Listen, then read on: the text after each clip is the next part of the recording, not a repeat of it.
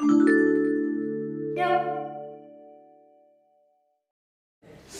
right, welcome to Slice of Yeotown Life. We are here today, Mercedes and Julia first, wonderful chef. We have a great, they're all great, so I say this all the time, but this really is. This is cauliflower couscous, quote unquote, because it's not actual couscous, but it's cauliflower couscous with spiced almonds and pomegranate. It fills the gap where couscous would go, so it goes beautifully with tagine, but it's very, very much lighter and obviously absolutely no wheat, gluten or anything like that. But much healthier. It's quite convincing. Yeah, and much healthier because as we know cauliflowers, it's kind of becoming the new superstar too, like health foods, cauliflower. I mean, all brassicas, so this family, the cabbages, the Brussels sprouts, the broccolis, they're all extraordinarily good for you, especially in the detox scenario. Yeah, detox and digestive system and whatnot, like vitamins and minerals. So this is excellent because, is this raw? Is this considered, are you doing this? It isn't, we're going to do this one as a hot one. I have done it as a raw dish where I just add in a salad dressing to it and entirely raw. But in this instance, we're going to make it hot, we're going to lightly steam it, but we're talking about 3 minutes of steaming, so it's very light and all the nutrition is still in there. So. You know, it's a good way to go. And if you're doing something like a tagine, you do want a hot dish. Definitely. Yeah, I like it slightly steamed. Okay, go ahead. You're on. Ingredients first. I mean, cauliflower is the main substance of this, and we're going to add pomegranates, beautiful jewel-like little bursts of intense flavour as you're eating. Tiny bit of red onion, which we're going to chop so finely, so you don't get any greatly chunky bits when you're eating it. A little bit of red chilli, good squeeze of lemon juice. We're going to add some fresh herbs. We have coriander, but we also have this beautiful wild garlic, which, you know, it's 2 weeks only in the hedges of North Devon, but it's a fabulous thing. We like to make use of it. It's from our river, by the way. We're gonna. You can add a few spring onions, but this is it's just from our backyard. Talks of spring. We live down here when it's out. It's springtime. I've got already a steamer with about a couple of inches of water on, just so that that's warming up in the background there. And we're going to make our couscous by quite simply grating. So just get rid of the big bits at the back. Okay. And we'll do about half of this. This will make about So half. This is about 3 or 4. This is about. I mean, because we're adding other stuff in. If this is a side dish, 3 or 4 portions. Okay. If you wanted to do this as a salad, then miss out the steaming bit and just put a little bit of vinaigrette just to dress it. And if you're doing it as a main course salad, maybe that would be 2 people. Yeah. So as a side dish for about 4, main for 2. Okay. Old-fashioned box grater. You want the coarse side, and what we want to do is break up just chunky bits. Okay. And you want to grate it so that the flour side, because all these, if you left this on the plant, these would all grow into little buds. So we're going to do that. And as you grate it, just go down to where the stalk starts getting thick and coarse. But it is quite convincingly couscous-like in appearance. I'll remove the green bits, but we're just going to do that all round. Just get I've tried it in a food processor and it sort of works, but you end up with the core goes through, which is a little bit chewy. So if you're doing this for a dozen people, then I would probably succumb to the food processor. Just 3 or 4 portions. It's fine. It's absolutely fine. And you get to that bit, which is a bit stringy, and just stop. It's quite fragrant too, actually. It's lovely. It really is. To grate it out, you definitely start smelling something. Delicious. And I love sort of cauliflower. There's nothing I can do to a cauliflower that isn't good. That's true, actually. I can attest to that. Because I didn't used to. I wasn't the biggest fan of cauliflower for a long time. It's just the flavoring of it, isn't it? And then you started coming out with some of these cauliflower dishes. It really dishes. lends itself to spicing. So, yeah, you know, that's what I think the trick is with a lot of this stuff, because, you know, obviously I'm complimenting you because we think you're amazing, but the spicing, the flavoring, and that's really where that's what kind of separates, you know, the men from the boys kind of thing, so to speak, you know. I'm just going back over, if any little bits have fallen on the side, just give them a little, don't mind your fingers. Little health and safety. This is a very old-fashioned sort of grater. If you have a modern microplane grater, it will take your fingers off. Yeah. So treat it with great respect. You can't just do that with a microplane grater, but this one is sharp enough but not dangerous. Now we're going to pop that into our steamer. So that's that half. That's half of it. Yes, so we've got that bit left there. Okay, and it looks so much more actually. It comes up, it sort of fluffs up. So it does look like 3 or 4 for it's a more side. And we're going to add in some other ingredients as well.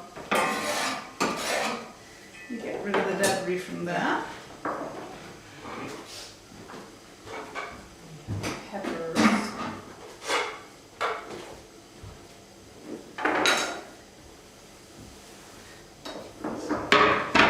That's handy. Very convenient place for a bin.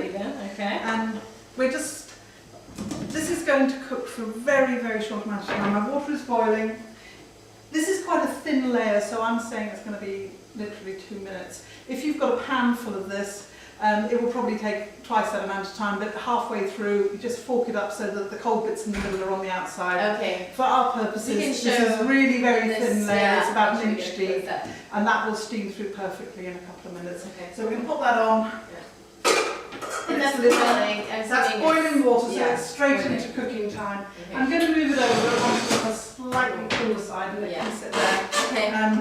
Pay attention to the time. So just Yeah. And what are we, 2-3 minutes? Or just... about 2 minutes. Okay, We'll have fine. a little test. But you're making it hot more than cooking Yeah, it. yeah. And next we need, for our garnish, we need pomegranate. And this is a particularly good one. You never know till you get in there. They have this fabulous dark red. Yeah, you can see it. It's their colour. It's just that amazing red. I have to credit this technique, but there's a little dispute in the press about whether this is Otto Lengi or Jamie Oliver. So think of both of them. I used to pick them out by hand. Okay. Basically half it, split it slightly, Yeah. and then with the back of a good sized wooden spoon, Ah. give it a good whack all round, and it is so much faster. Than I would think a few people would probably think of that before. It was quite amusing how it came up as a little chefy. The pomegranate dispute. The pomegranate wars. Yeah, pomegranate off. Just if you've got any little bits. It is handy though. Oh, it's There's so much nothing more handy. annoying than sort of picking them all out, isn't it? Yeah. So it's great. You just kind of, a little messy, but still. Yeah, I mean, food is messy. Food is messy. Yeah, it goes with the Delivery territory. is It messy. has breathes Sure. at you. Yeah, that's okay. Happy to take the extras. Now we're doing half the cauliflower, so I think half the pomegranate is perfectly I was just going adequate to there. say, so it's half the pomegranate. Just to make sure it's quite a bit. Other recipes, the only things that depend on sort of scientific quantities are baking. Everything else, Sure. you've just got to be relaxed. Yeah. And if you really like pomegranate, put in some more. That's true. It's about finding your Yeah. balance and Yeah. what suits your taste buds. That's true, isn't And it? not to be shy of it. It just, I think it's it the shy really- thing, like you yeah. mentioned. Sometimes if you're too scared. This is something I don't want you to get your scales out for this. Yeah. Use instinct. Just relax and go with it. Yeah. So it's a couple of tablespoonfuls of pomegranate seeds to our half cauliflower.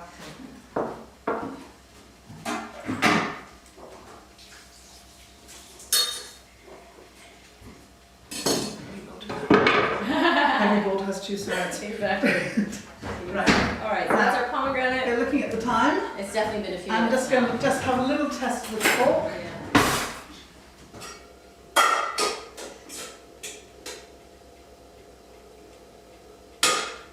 I'm going to say half a minute longer. What are you looking for? I'm looking for, it must have all the bite still, so you want a little bit of texture. It's a little bit raw looking and it goes slightly translucent, so literally another half a minute, Okay. but I'm nearly happy with it. And if it was deeper, as I said, at that point you would go give it a good stir, Yeah. so you're evening out the temperature throughout. Okay. We're going to do a little bit of red onion.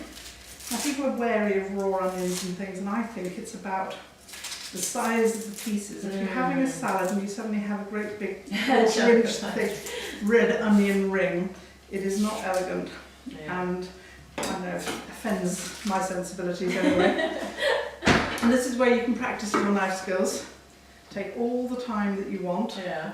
Peel your onion and half it, and we're only going to use a half, and that it's a little one as well. So So again, it's you're going to half. end up with a dessert spoonful of finely chopped. Okay. And the trick of this is to not cut your fingers off. So you want to You use can- your knuckles. Yeah. You're sliding the knife on your knuckles, Yeah. and you're also cutting from the top. This is where the stalk would be. The root would have been over there. Mhm. You are not cutting all the way through. You're cutting 3/4 of the way through. And just take your time, very, very peacefully. You can get fast with this. And when you're starting out, pay attention to where your fingers are and just cut the last few bits gently like that. And then you've got it all joined together, otherwise it slides all over the place. Yeah, Let me stop and that's rest what you happens to me. I slice it all the way through. I whip that off and I'm just putting it aside with the lid off. The lid on will keep it cooking, and you want that to sort of just begin to cool down. Yeah.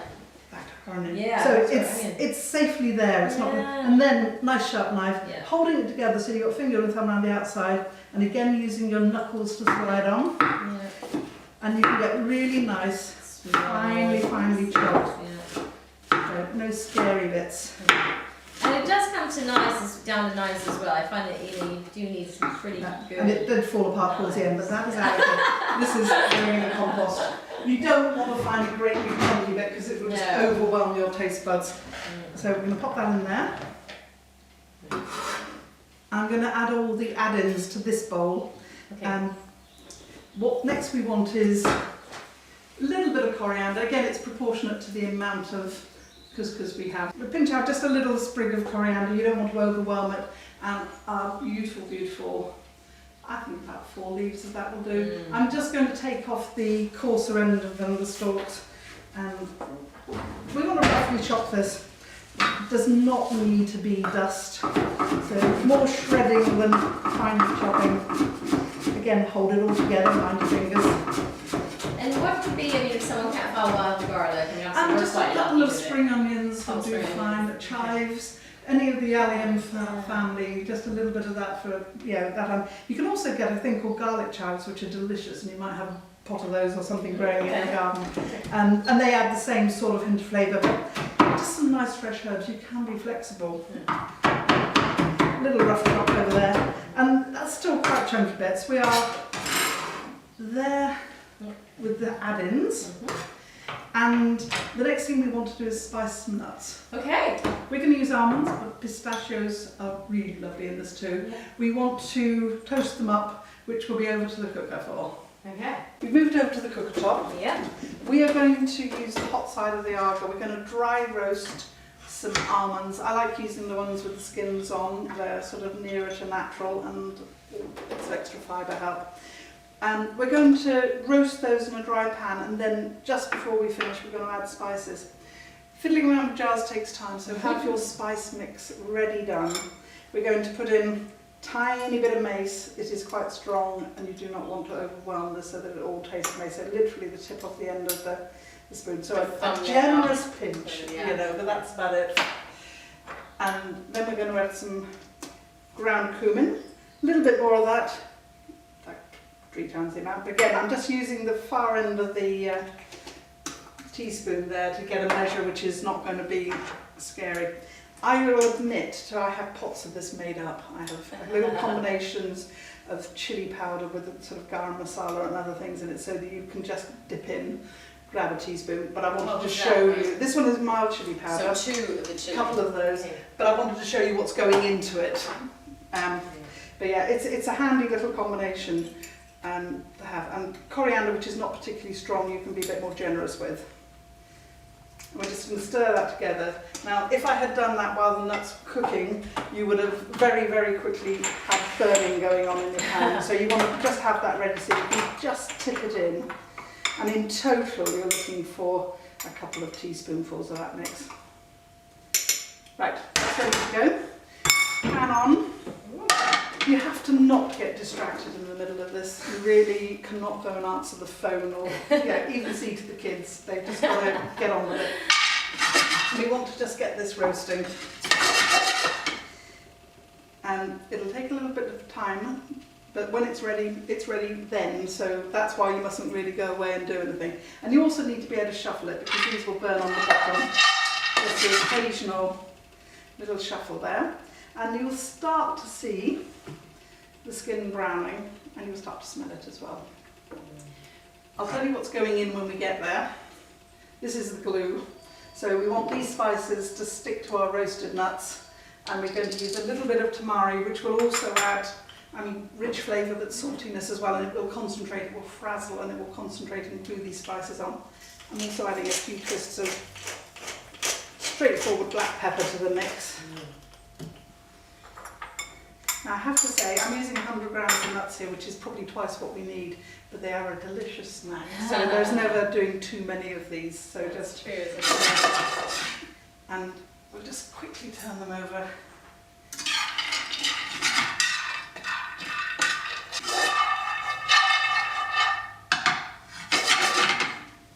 begin to smell the roastiness coming off them. Yeah.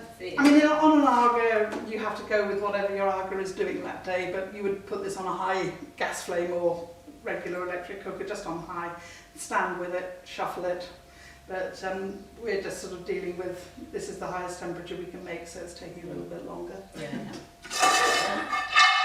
And that being said, if you have it normal, you're doing it on high heat, I'm assuming. Yeah, you give it quite a blast, quite a blast, but don't go away.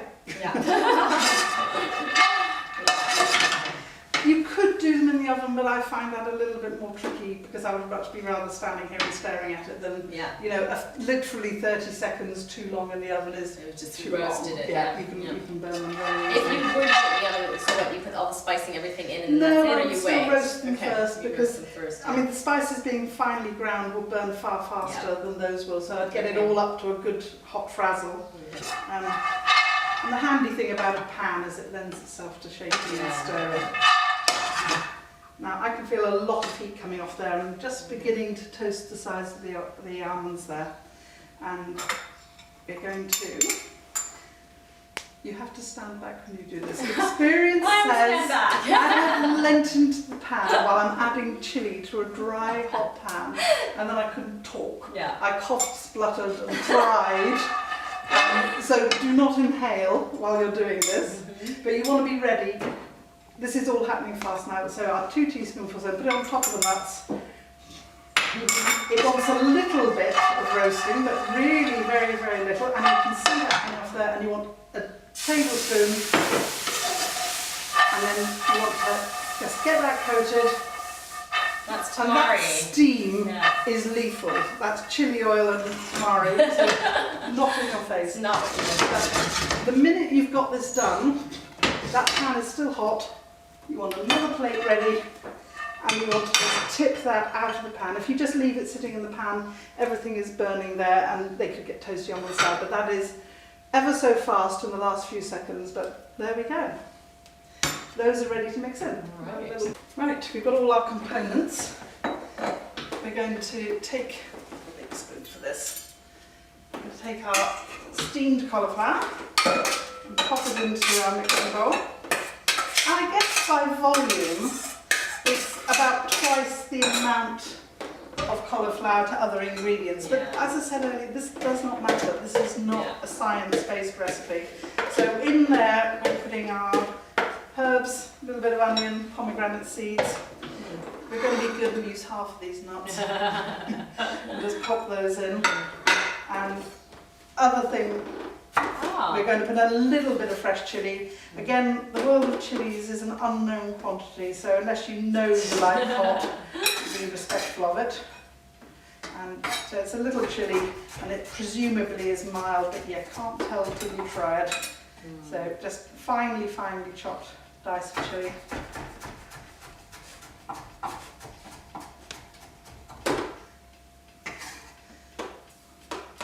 Wash hands right away, don't think you're going to go off and do anything else. Again, lessons learned the hard way. Exactly. And our final bit of flavouring in here. Now I haven't added very much in the way of seasoning to this because all the seasoning is stuck to the outside of those nuts, so that will be plenty. Just with the addition of a good squeeze of lemon juice, so about half a lemon, which really accentuates all the flavours. Cauliflower and lemon seem to have an affinity, and that will just set that off nicely.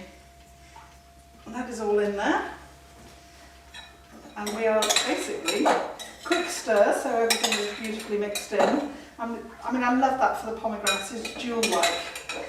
And that is us ready to serve that. Simple as that. That's great, Hi, there we are, ready to go. Delicious with a couscous with lots of, you know, a sort of rich root vegetable couscous. As we said before, equally good as a salad, so you could just leave the cauliflower raw and just put a little bit of French dressing through that. But really yummy and very, very good for you. Amazing, Julia. Thank you so much. I hope you enjoyed that. Sorry, I don't mean to spit in my mouth. It was so delicious, I can't wait. Hope you enjoyed that, and let us know how you get on. Please, as always, comment and let us know any tips, any feedback, or any questions. Thank you so much. Thanks, Julia. Appreciate it. Thanks. Cheers.